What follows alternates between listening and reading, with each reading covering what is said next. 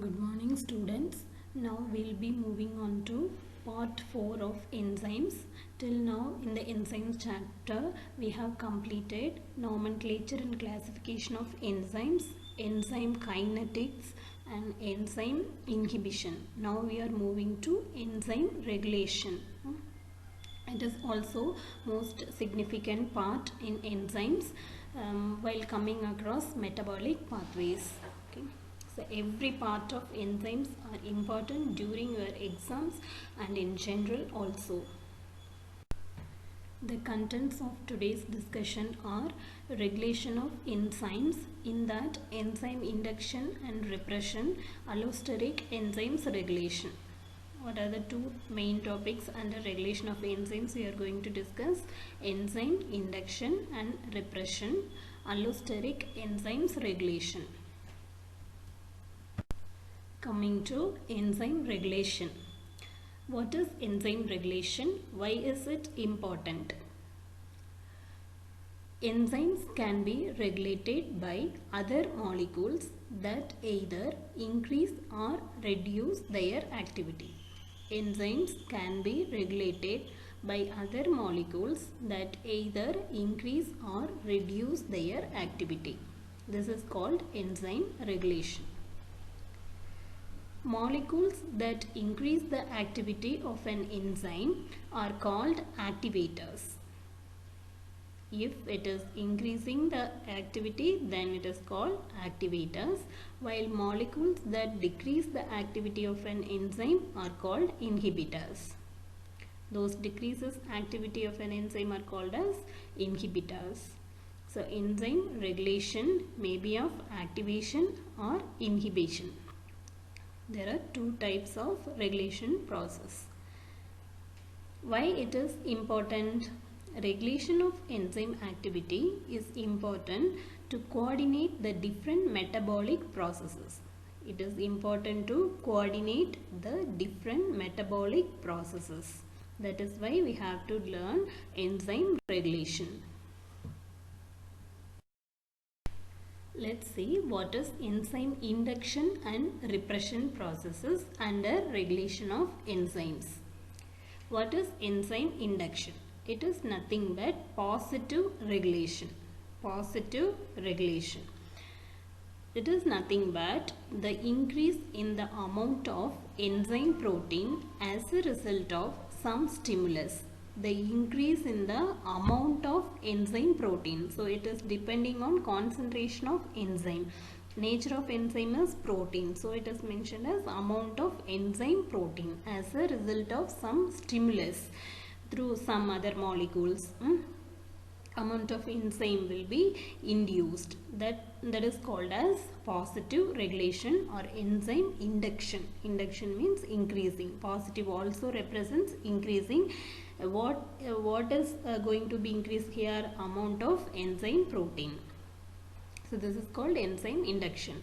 Coming to enzyme repression. Repression is nothing but negative or feedback regulation.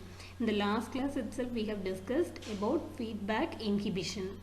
It is nothing but negative. Negative means decrease. It represents decrease or absence of some reaction. Okay. Repression also indicates suppression of some process. That is called here repression.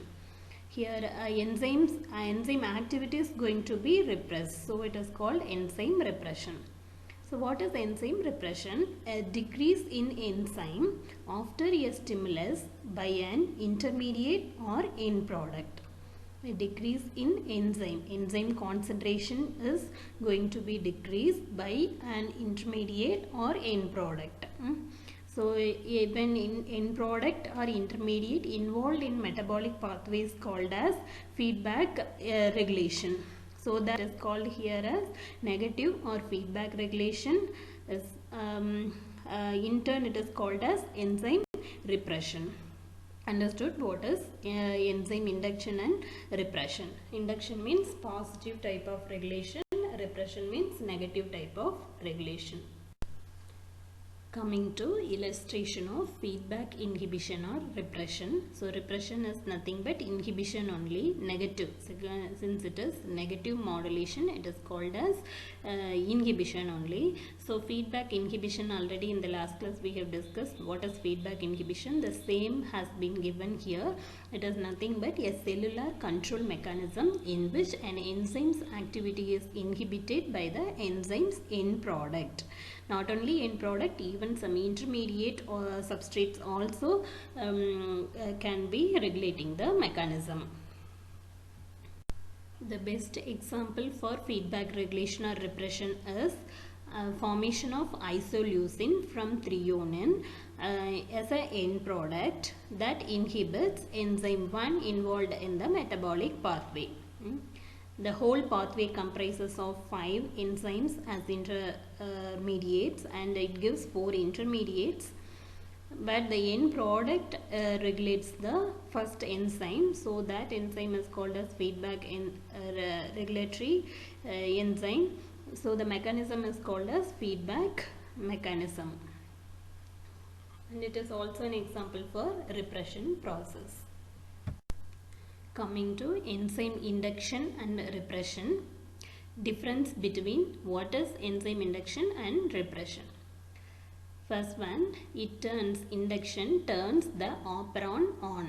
Operon represents genes. Genes present in the enzyme coding. Enzymes are nothing but proteins. Proteins are nothing but monomers of amino acids. The coding of amino acids are mentioned with operon, name operon. So it turns the operon on, where repression turns the operon off. Second one is induction starts transcription and translation process, where repression stops the transcription and translation process. Induction caused by a new metabolite which needs to get metabolites, where repression caused by an excess of existing metabolite. And induction operates in a catabolic pathway, where repression operates in an anabolic pathway. Repressor is prevented by the inducer from joining the operator gene. It prevents the inducer from joining the operator gene, where aporepressor is enabled by the co-repressor to join the operator gene. So these are the differences between enzyme induction and repression. Coming to examples for enzyme induction and repression. Repression is nothing but inhibition. So what are the enzyme inhibitors and enzyme inducers? Cimetidine, ketoconazole, fluconazole, meconazole, macrolides, fluoroquinolones. These are enzyme inhibitors. These are drugs acting on enzyme to inhibit the activity of enzyme. Where enzyme inducers are rifampicin, carbamazepine, phenobarbital, phenytoin, griseofulvin, smoking and chronic alcoholism. These are the conditions and drugs will induce the enzyme activity when it is taken inside. Hope you all have cleared about enzyme induction and repression. Let's move on to allosteric enzymes regulation. This is also are of two types: allosteric activators and allosteric inhibitors. Activators are positive allosteric modulation, where inhibitors lead negative allosteric modulation. Allosteric activators lead to positive modulation, inhibitors lead to negative modulation. So what is positive allosteric modulation? It induces conformational or electrostatic changes to enhance the enzyme activity. So when allosteric activators bind to the enzyme, it causes conformational changes, stereochemical changes in the enzyme that leads to enhance the enzyme activity. Where allosteric inhibitors, negative allosteric modulation, induces conformational or electrostatic changes so that it reduces enzyme activity. Positive will enhance the activity, negative will reduce the activity. Allosteric means enzymes will be having a specific site. Apart from active site, they will be having a specific site for inhibitors or regulatory molecule action in it. So this is called allosteric enzymes. Here is the illustration for both allosteric inhibition and allosteric activation. You can observe the picture where enzyme has both active site and allosteric site. Active site is for substrate, allosteric site for inhibitor or activator. So when it binds to the enzyme, it modifies the conformational changes in the enzyme. It causes conformational changes, so that substrate may not get bind to the enzyme, or it can be bound to the enzyme. When it cannot bind during inhibition, when it can bind during activation. This is the difference between allosteric inhibition and activation. This is another representation for negative and positive allosteric modulation. You can see the active enzyme catalytic site is converted to inactive site during negative allosteric modulation. During positive modulation, inactive site is converted to active site for substrate binding. This is the main difference between allosteric regulation of enzymes. There are some examples of allosteric enzymes in metabolic pathways are glycogen phosphorylase, phosphofructokinase, glutamine synthetase and aspartate transcarbamylase. These are the enzymes called as allosteric enzymes. So they will be having allosteric site in it for binding of inhibitor or activator. And here is the best example for allosteric enzyme regulation is focus. The main example is phosphofructokinase. We have already seen under allosteric inhibition in the enzyme inhibition chapter. So it is the best example you will come across in glycolysis pathway. Let's see what are the different modes of enzyme regulation apart from enzyme induction and repression and allosteric enzymes regulation. What other modes of enzyme regulations in general are allosteric regulation, reversible covalent modification,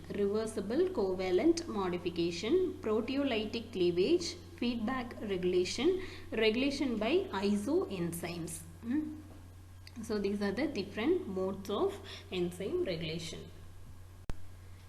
Thank you all for patient listening. In the next class we will be seeing about part 5 of enzymes.